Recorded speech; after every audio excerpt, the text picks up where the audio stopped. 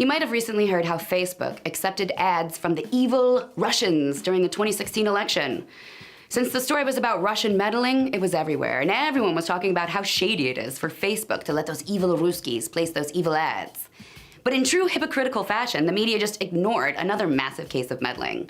Venezuelan's socialist regime just ran a huge ad in the New York Times against the American government, and the New York Times accepted no less than $200,000 for it, according to a Venezuelan news outlet.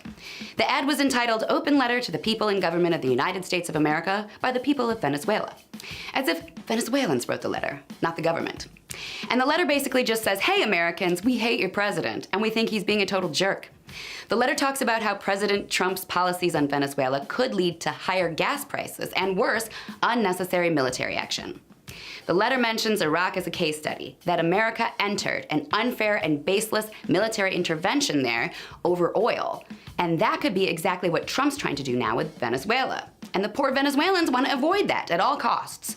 They even end the ad by quoting John Lennon, saying, "Let us not miss this opportunity, and in the words of John Lennon, let's give peace a chance."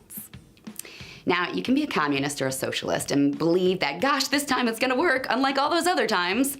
You can believe only capitalism brings out greed in people, and that giving more control to the government somehow will equal more freedom and utopia. Go ahead, believe that. Or you can also believe the UN's report about how Venezuela's socialist government is committing lots of human rights offenses and is trashing their own country right now.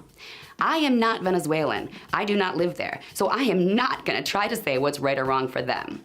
I'm just saying, where's the outrage over this meddling by Venezuela and the New York Times? Seriously, the New York Times just took $200,000 from the socialist Venezuelan government to run a giant ad against their own government, and nobody bats an eye.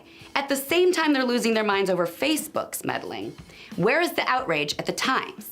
It's non-existent, which seems to make it sound like people are less interested in the meddling than they are in that grand American tradition of good old-fashioned Russia bashing.